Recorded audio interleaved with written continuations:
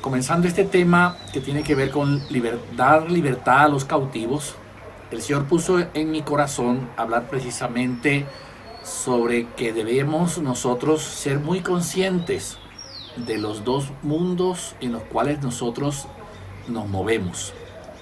En realidad, en el mundo occidental, nosotros somos personas demasiado lógicas.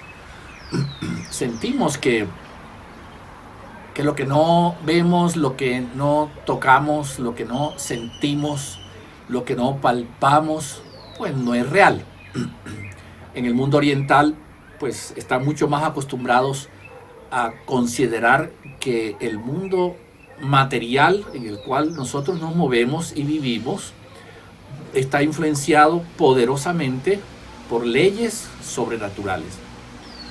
Y bueno, pues vienen del mundo oriental, vienen religiones, vienen prácticas, meditaciones, nueva era, etcétera, que se venden a nosotros como una práctica de superación, pero que en realidad son parte de una religión.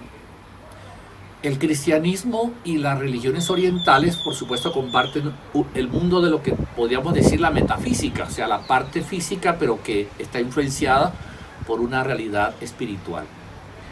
Mientras el mundo oriental influencia la realidad que nosotros vivimos en nuestra propia experiencia desde el punto de vista del lado oscuro, desde las tinieblas, nosotros tenemos la parte más poderosa, más grande, ¿verdad? El mundo sobrenatural de la luz. La palabra de Dios dice que no somos hijos de las tinieblas, sino que somos verdaderamente los hijos de la luz.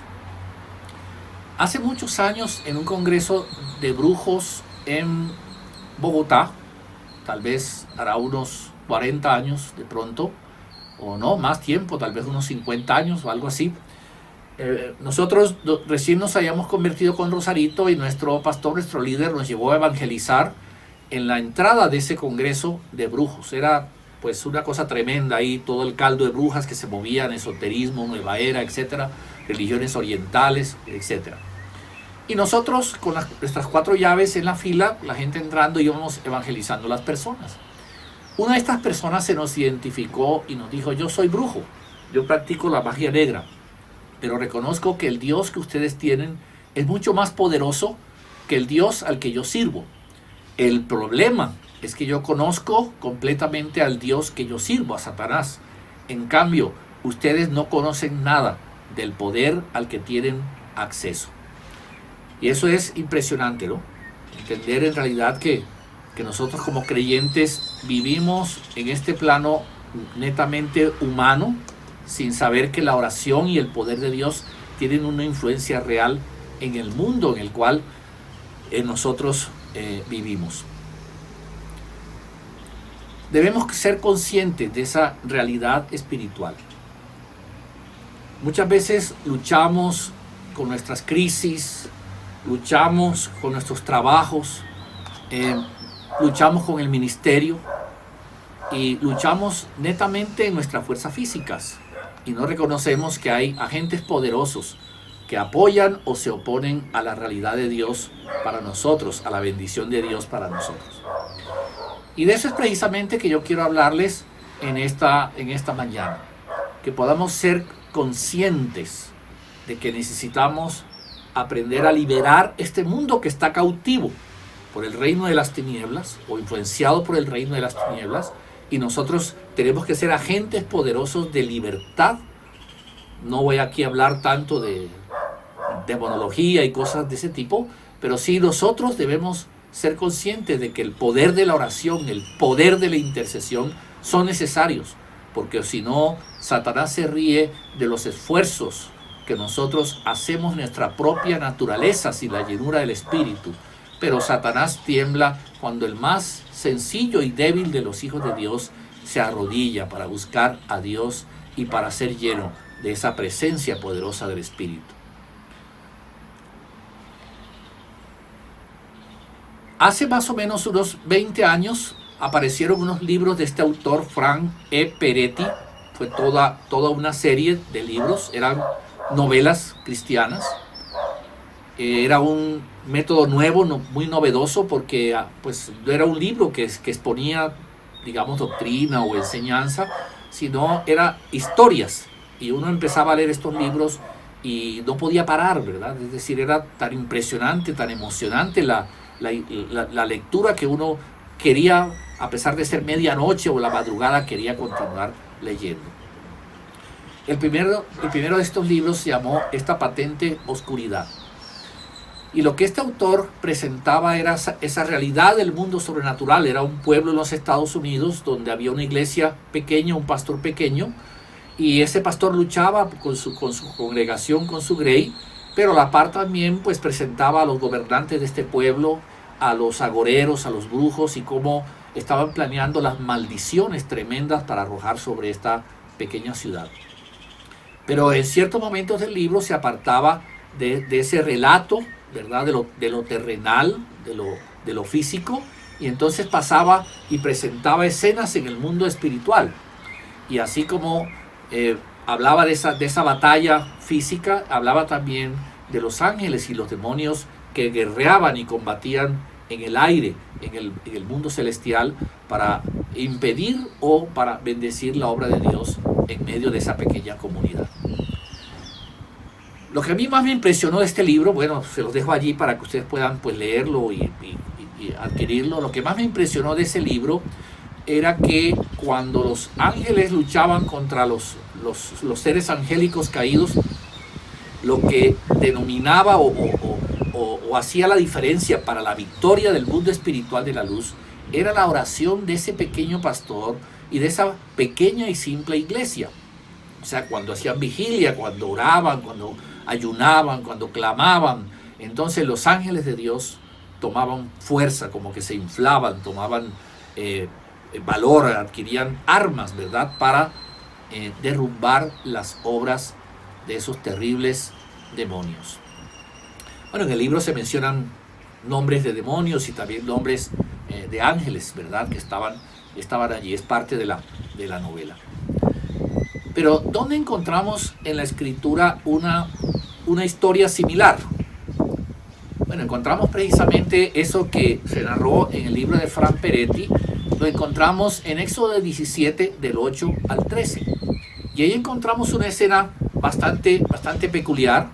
Encontramos a Josué, aquí lo tenemos, vemos a Josué peleando una batalla en el valle, pero en ciertos momentos los sirios, los de Amalek, ellos prevalecían sobre Josué. Moisés se había ido al monte con sus 2 escuderos. Ellos se encontraban aquí apoyando a Moisés. Moisés también tenía su vara, la vara de la autoridad del mando de Dios. Y cuando Moisés levantaba sus brazos para orar, entonces los ejércitos de Dios prevalecían sobre los ejércitos de Amalek. Moisés era un hombre anciano, se cansaba, ¿no? Imagínense levantar sus brazos. Entonces, Aarón y Hur lo que hicieron fue colocar una piedra debajo de Moisés, sentarlo cómodamente y entonces ellos apoyar con sus brazos, también apoyar la oración intercesora de Moisés. Bueno, es la base, ¿verdad?, del libro. Si no necesitan comprar el libro, sino creer en esta historia y leerla y meditarla. Vamos a ver al final unos detalles más sobre esta historia. Guerra en el aire y guerra en la tierra. Bueno, no es nada raro, ¿verdad?, para la conquista de un reino, cuando los Estados Unidos y la coalición de naciones invadieron Irak. Pasaron 24 horas en guerra en el aire a través de misiles lanzados por portaaviones y a través de aviones que bombardeaban. Pero en un cierto y determinado momento la infantería tuvo que entrar para conquistar el territorio de Irak.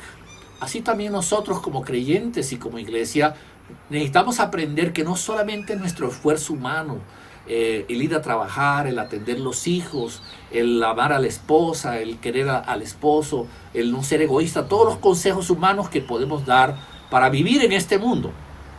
Es necesario también aprender la importancia de una devoción con Dios, la importancia de la oración, la importancia de permitir que el Espíritu Santo entre a nuestra vida, nos llene, nos capacite, nos dé la fuerza y el poder de Dios para vencer, para seguir adelante. El mundo moderno disfraza el lado secreto de la oscuridad. Y estas películas que encontramos acá, pues son un ejemplo de eso. Son películas que hemos visto, son muy buenas películas a propósito. No estoy diciendo aquí que no las vean, etcétera, etcétera. Eso es otra cosa, cada cual lo decide. Pero, por ejemplo, en la película El Inframundo hay las mejores escenas que nosotros podemos encontrar de esos diablos que aparecen, ¿verdad?, desde el infierno para capturar las vidas de los hombres, los vampiros, los hombres lobos, los lícans, etcétera, etcétera. Pero lo más impresionante de esto es la apertura de la cinematografía de Hollywood hacia la vida de nuestros pequeños, de nuestros niños. Presenta, por ejemplo, a los monstruos de Transilvania, los presenta como seres agradables, ¿verdad? Seres buenos, seres divertidos. Y qué cosa más impresionante que las películas de los monsters. Estas películas presentan una universidad de monstruos que lo que se especializan es aprender a abrir unas puertas y pasar del lado secreto de la oscuridad, pasar a la realidad física en la cual nosotros vivimos. Y lo más terrible es que estas puertas se abren en las habitaciones, en las alcobas de nuestros niños. Pero los presentan como peluches, como cosas agradables, para que el niño pierda la sensibilidad espiritual, el discernimiento, para más bien amar, para más bien adorar a estos seres del inframundo, ¿no? Es el mecanismo a través del cual la cinematografía moderna disfraza el lado secreto de la oscuridad.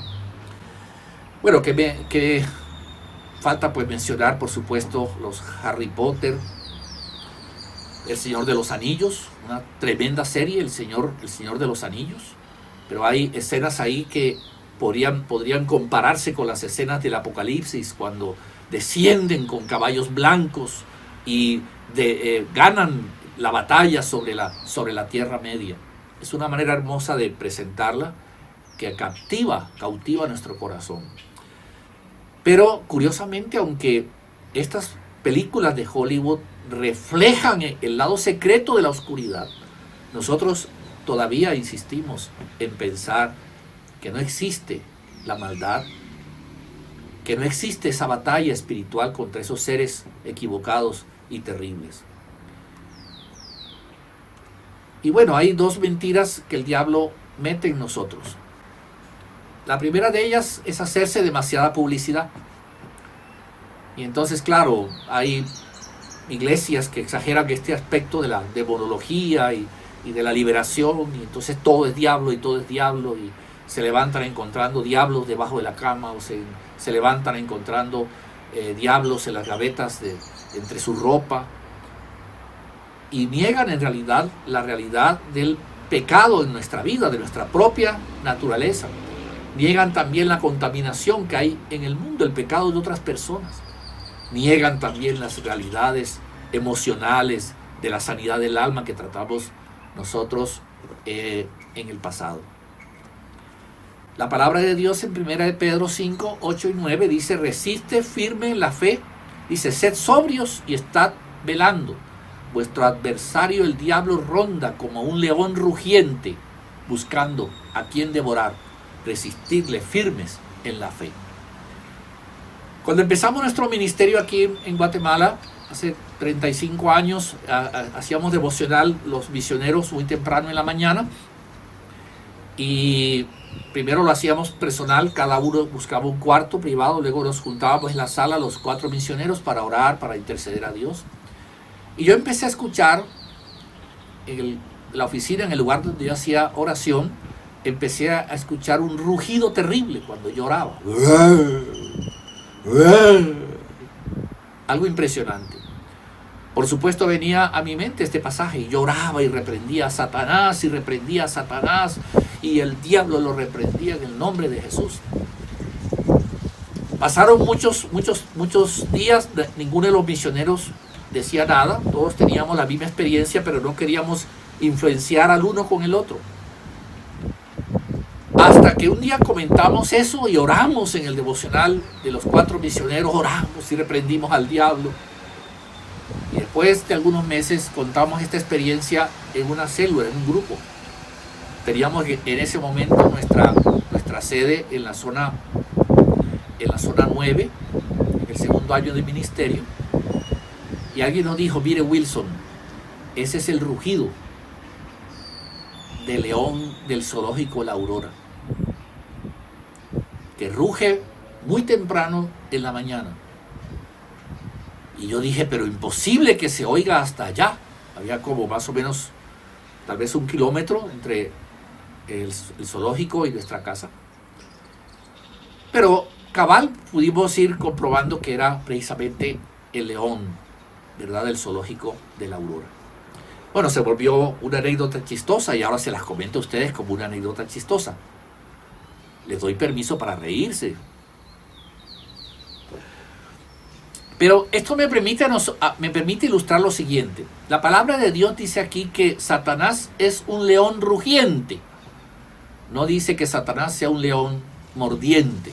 O sea, el diablo ya no tiene los dientes para destruirnos, pero sí tiene la boca para asustarnos. Dios lo venció en la cruz hace 2000 años. Él es un enemigo vencido.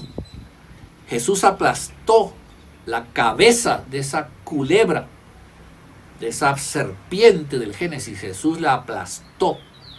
Pero cuando uno hace eso, en el tiempo presente, en el monte, en una finca, aparece una culebra y uno mata a la culebra aplastándole la cabeza, su cola todavía y su cuerpo todavía se mueve, dando la impresión de que vive.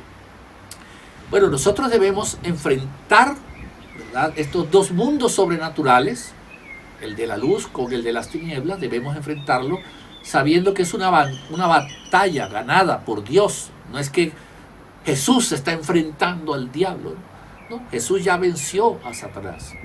Ahora necesitamos desarrollar las armas espirituales para librar a este mundo y a los seres humanos del poder de Satanás. Tenemos que ir con esa seguridad, con esa certeza de que los rugidos del diablo no tienen por qué destruirnos.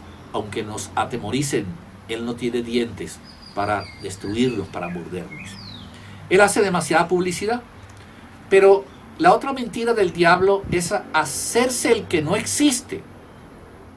O, como hemos visto a través de las películas, si es que verdaderamente existe, pues es agradable, ¿no? Son muñecos, son agradable ver esas películas, no son tan malos, pueden ayudar a los hombres, aman a los niños, etcétera, etcétera.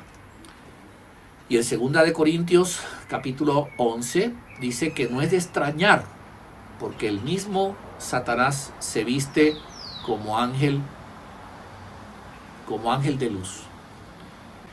Bueno, el diablo no se presenta, es curioso, se presenta como esos lícanos y esas cosas horribles, o esos aliens, o esos con el que se presenta depredador. Todas esas son escenas tremendas del inframundo. Pero aún así se presenta como cinematografía. O, en el peor de los casos, pues se presenta como algo agradable a nuestra vida, para creer que no tiene esa influencia terrible que destruye nuestra vida. Vamos a encontrar en el libro de Daniel, capítulo 10, versículos 12, 13, 20 y 21. Vamos a encontrar en este libro la experiencia de un hombre que aprendió a guerrear en estos mundos. En Daniel capítulo 10,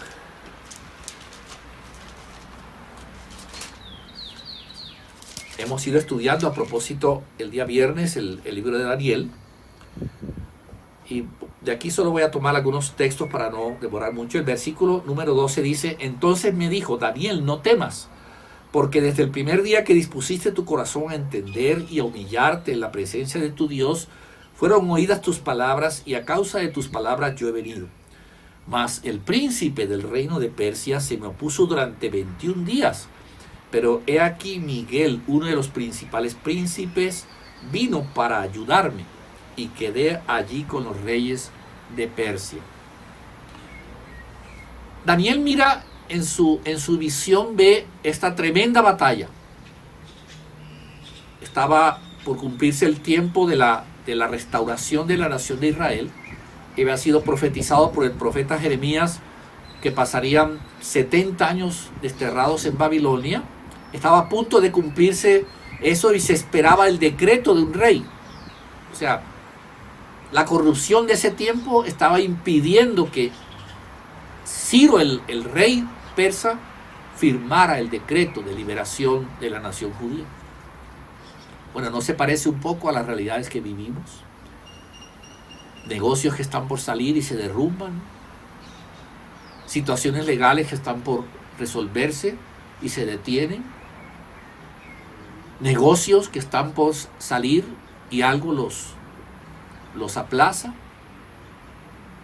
conversiones que estamos por alcanzar de otras personas que amamos y alguien roba el mensaje y lleva a esa persona a otro lado. Esta pandemia de pronto pudo haber sido una estrategia poderosa del diablo, pero la iglesia tiene este sistema, ¿no? Dios preparó de antemano todas estas tecnologías para que la iglesia pudiera seguir adelante. ¿Por qué decimos que el reino de Persia, aquí hay un príncipe del reino de Persia, es diferente al verdadero rey Ciro? Porque en el verso 20 y 21 dice, él me dijo, ¿sabes por qué he venido a ti? Pues ahora tengo que volver para pelear contra el príncipe de Persia. Y al terminar con él, el príncipe de Grecia vendrá. Pero yo te declaré lo que está escrito en el libro de la verdad. Y ninguno me ayuda contra ellos, sino Miguel, vuestro príncipe. Un ángel aparece. Nos está hablando del reino espiritual. Este ángel es el ángel mensajero de Dios, que es el ángel Gabriel. Es el ángel que trae los mensajes de Dios. Y el ángel Gabriel comunica todo este capítulo 10 a Daniel y dice, mira, yo estaba allá, pero se opuso. Ya estaba la respuesta, estaba allí a las puertas. Ya Ciro iba a firmar el decreto. Pero un ángel caído que se llama el príncipe de Persia, en el Nuevo Testamento, en Efesios 6, dice que tenemos lucha no contra sangre y carne, sino contra principados, contra potestades, contra gobernadores, contra huestes espirituales de maldad. Y aquí era la cabeza mayor, ¿no? El principado, después de Satanás, el príncipe de Persia era un demonio poderoso que manejaba los destinos de esa nación. ¿Habrá un príncipe de Guatemala que maneja los hilos espirituales sobre esta nación y que está metiendo la oscuridad, la patente oscuridad, está colocando el hambre, la pobreza, la corrupción, la lascivia, los abortos, que tiene todas sus estrategias enfocadas para destruir nuestros pueblos? De pronto un principado, un gobernador, una potestad, o de pronto una hueste con la cual nosotros tenemos que luchar y que vencer. Tan poderoso era este príncipe de Persia que el ángel Gabriel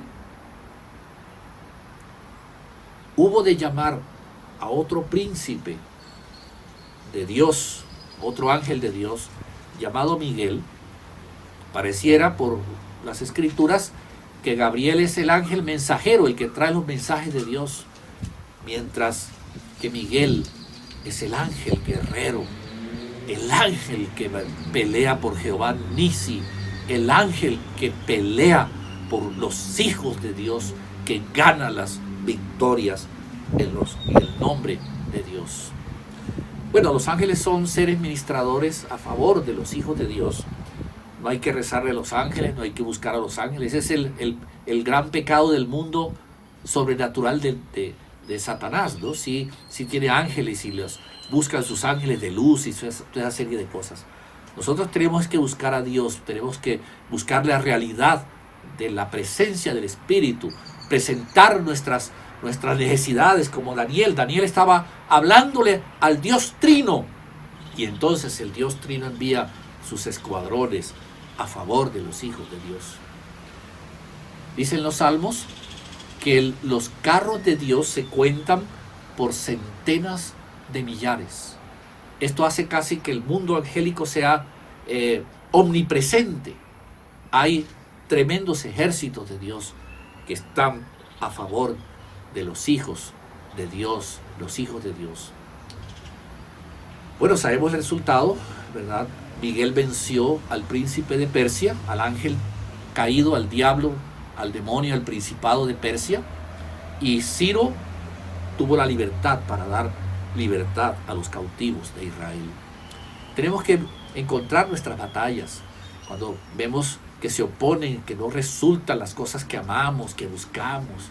Hay que no solamente trabajar, amar, criar una familia, hacer, ¿verdad? Sino que hay que levantar nuestros ojos al cielo, nuestra voz al cielo. Hay que pedir a Dios, hay que rogar al Señor para que Él sea el estandarte de Israel, sea el que gana nuestras victorias a favor de nosotros. Y entonces Dios enviará sus escuadrones de ángeles para socorrernos, para ayudarnos, para liberarnos, para darnos apertura de aquellas cosas que amamos y que buscamos. Bueno, los ángeles, hay guerreros como Miguel, hay mensajeros como Gabriel. Siempre ha habido la inquietud de encontrar y diseñar la estructura de los ángeles. Hay muchos libros como el que menciona aquí de Dionisio Areopagita, que trató de ubicar a los ángeles. Pero la realidad es que en la palabra del Señor encontramos por lo menos estas 4 características de escuadrones angelicales. Primera de ellas, los serafines. En Isaías 6:2 habla de los ángeles que estaban en el trono de Dios. Por encima de él había serafines. Isaías tiene una visión del trono de Dios y encuentra allí ángeles de una cierto tamaño y cierta honra y cierta belleza, y él los llama serafines. En Ezequiel 28:14 menciona que Satanás era uno de los querubines. Dice: oh, tú querubín grande y protector, tú que avergonzabas a las naciones, ¿de dónde has caído? Satanás pertenecía a este grupo de ángeles poderosos y grandes. Pareciera ser, según estos 2 versículos, que los serafines y los querubines se encuentran al lado de Dios, como que son un adorno del trono de Dios. Son aquellos que se mantienen al lado de Dios. Son la corte real de Dios. ¿Se imagina cuánta belleza debe eso tener, no? Si el trono de Dios y la presencia de Dios era algo majestuosamente grande, Él es el Rey de Reyes y el Señor de los Señores. Imagínese usted, lo que estuviera al lado de Él debía ser algo hermoso.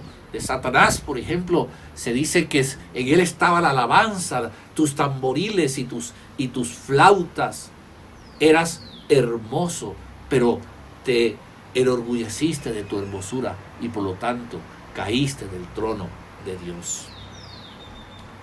Pero también se encuentran los arcángeles. En 1 Tesalonicenses 4:16 dice: con voz de arcángel y con trompeta de Dios.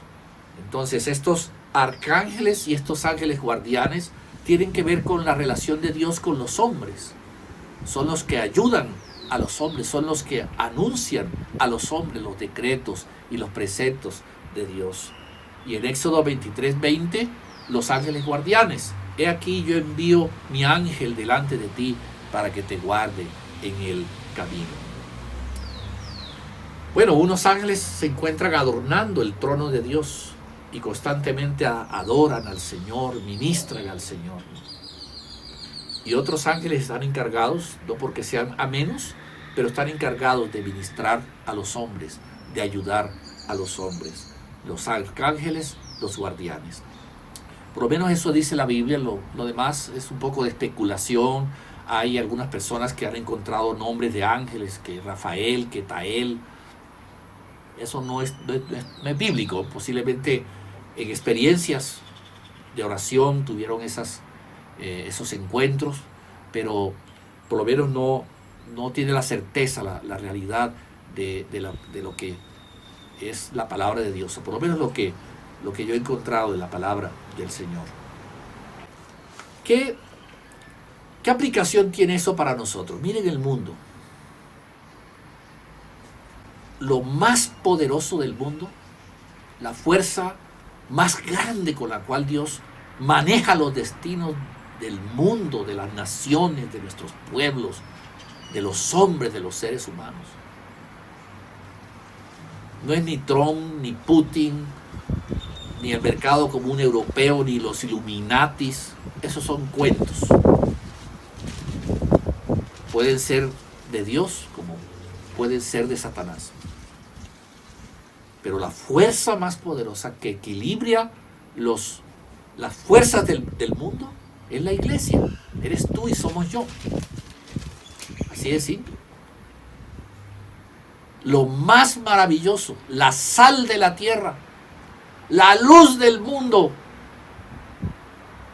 son esas manos que están ahí sosteniendo el mundo. La iglesia son las manos de Dios para bendecir nuestras naciones, nuestros pueblos. ¿Y quién es la iglesia? ¿Es el Papa o es Billy Graham? ¿O es el pastor que tiene 20,000 miembros? ¿O la congregación de 500,000 miembros? No, la iglesia somos tú y yo, así de simple. Por más pequeños que seamos, por más débiles que seamos, a veces las oraciones de los niños son las más hermosas, las frases de los bebés son las más hermosas. Nosotros estamos disfrutando ahora de nuestras nietas y estamos enseñándole a hablar a la más pequeñita. Y bueno, si vieran un video hermoso, yo le digo a ella ñam, ñam, ñam, ñam, ñam, ñam, ñam. Y al fin logró decir ñam, ñam, ñam, ñam, ñam, ñam, ñam. No, pues eso para nosotros es alegría, aplausos. Ya dijo mamá, ya dijo papá. El más débil de los hijos de Dios, el más niño, el más simple, llena de alegría el corazón de Dios cuando ese bebé eleva su oración a Dios para liberar a los cautivos. No necesitamos ser los grandes teólogos, los grandes conocedores, sino esos niños sobre los cuales Dios da el reino de los cielos. Ezequiel 22:30 tiene una impresionante lección que yo no alcanzo a entender, ¿no? Dice, yo he buscado entre esa gente a alguien que haga algo en favor del país y que interceda ante mí para que yo no los destruya, pero no lo he encontrado.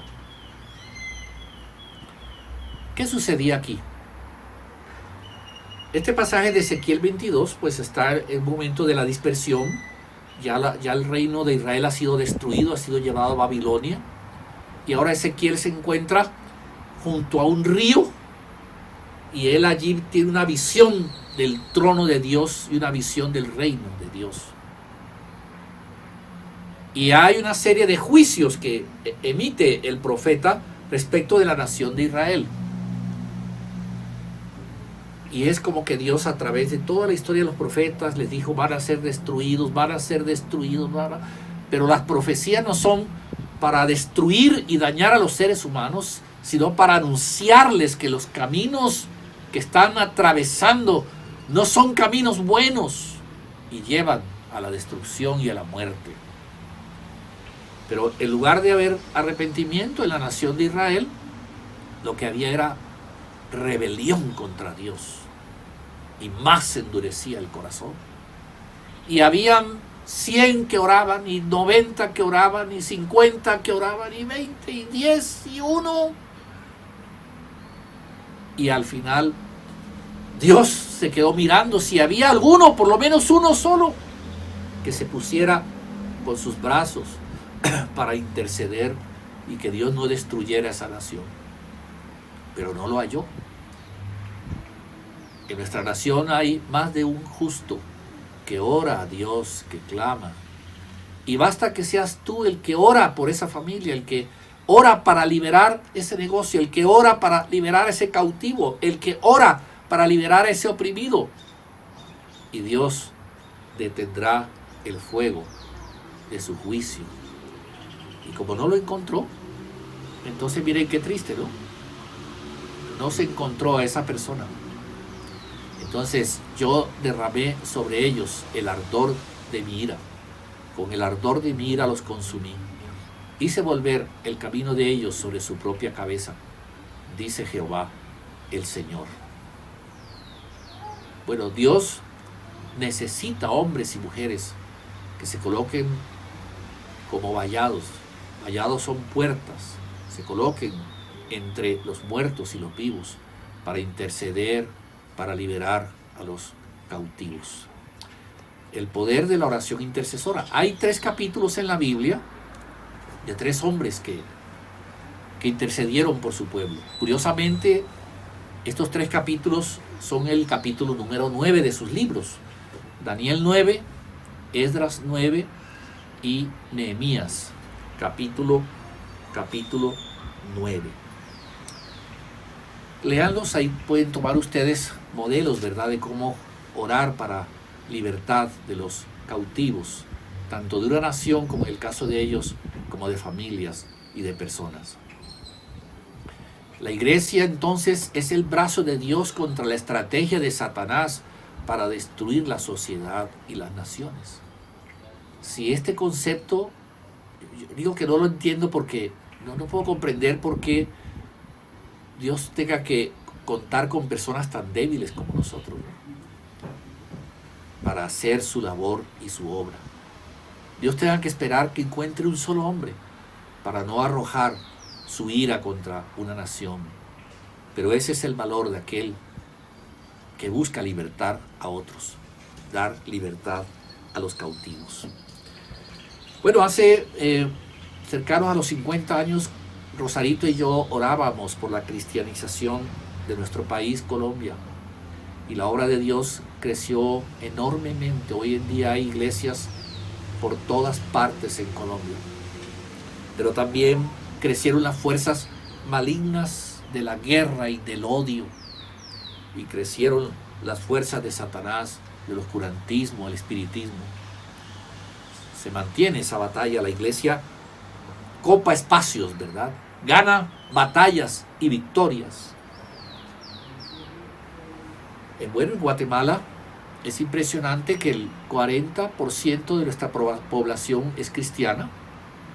A esta hora hay millones en Guatemala buscando a Dios en sus iglesias a través de estos métodos virtuales, pero a la vez también crece la pobreza, la corrupción, la enfermedad y la muerte.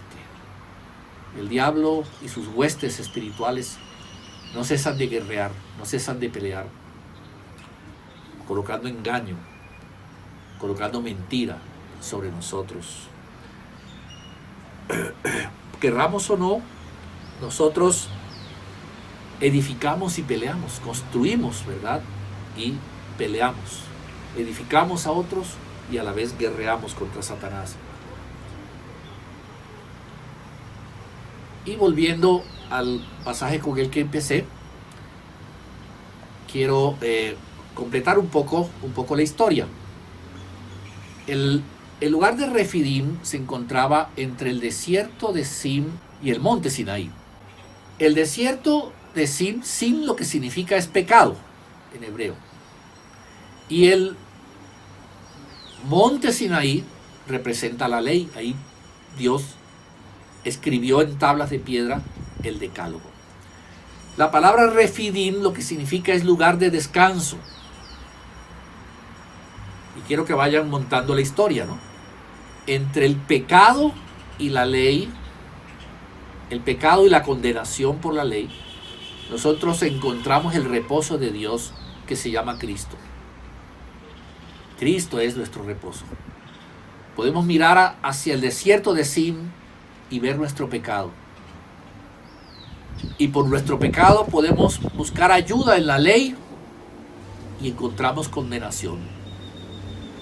Pero si nos movemos del pecado y nos ubicamos en el centro, entonces podemos nosotros encontrar el reposo de Dios en Cristo. El Señor ha pagado por nuestros pecados.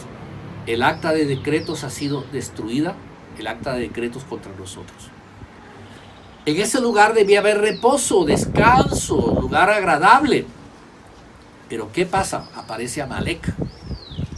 Y Amalek lo que simboliza es la carne, significa carne. Y es la realidad espiritual del creyente, aunque somos convertidos, aunque tenemos presencia de Dios, aunque podemos experimentar la llenura del Espíritu Santo, aunque podemos no pecar, aunque podemos vivir una vida de santidad, una vida de prosperidad, una vida de alcanzar lo que anhelamos.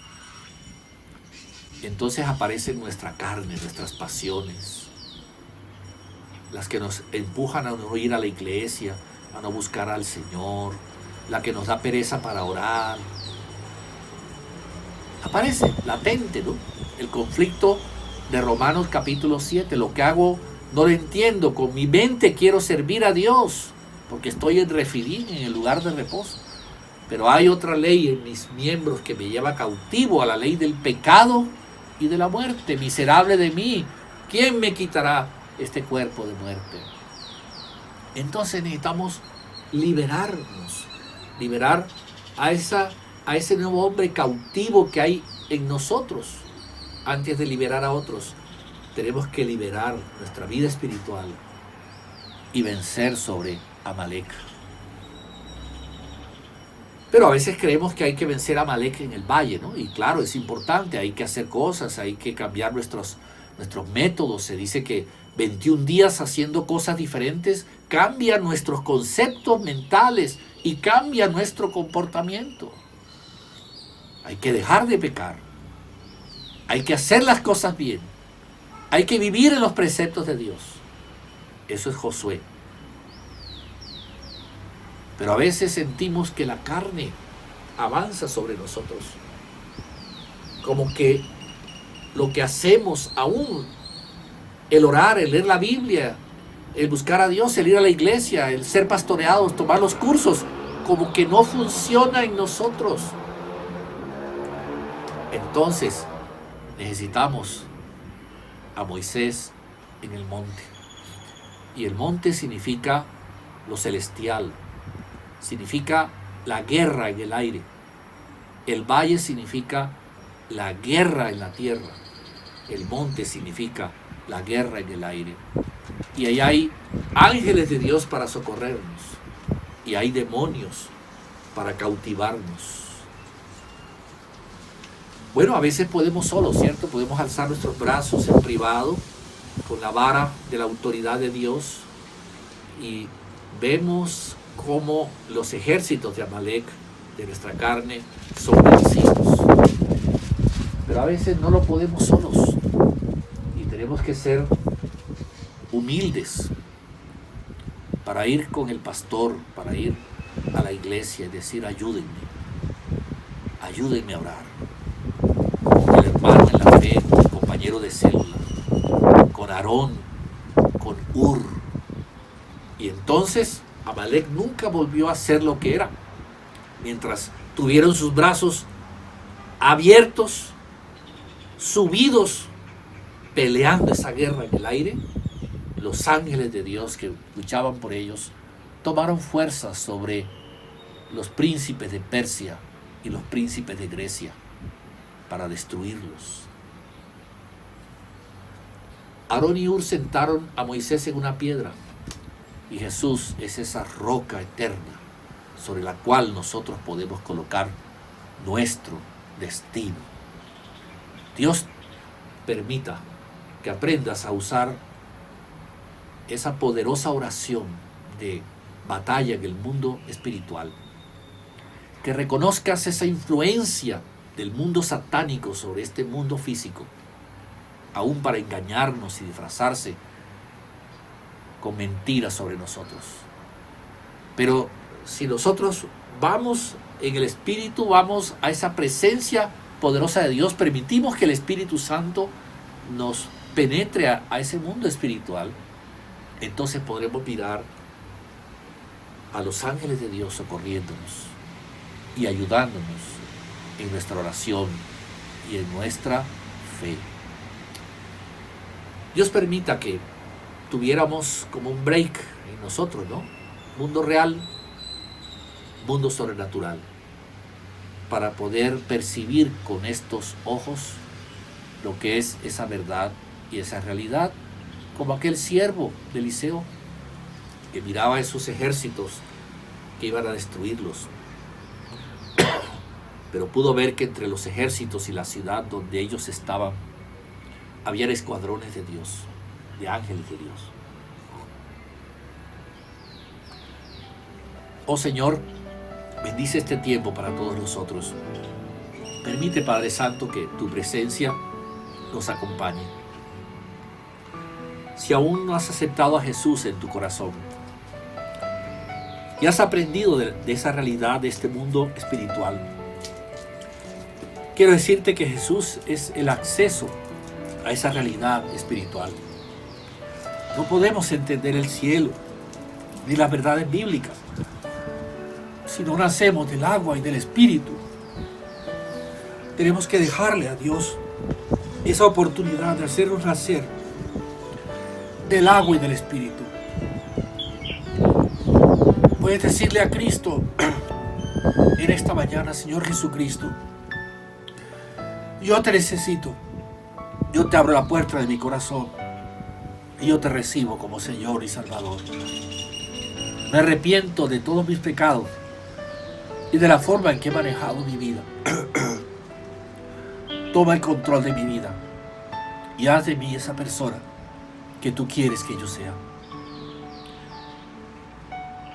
Y si ya tienes a Cristo en tu corazón, pídele al Señor que te haga consciente de esa realidad espiritual, que abras tus ojos, que Él abra tus ojos para que puedas ver esa realidad espiritual y que abra los ojos de tu fe para creerla y para saber que cuando te arrodillas estás moviendo los designios de este mundo, estás liberando a los cautivos, el arma más poderosa para liberar tu propia vida y para liberar a otros y para liberar las circunstancias que no suceden a favor del pueblo de Dios.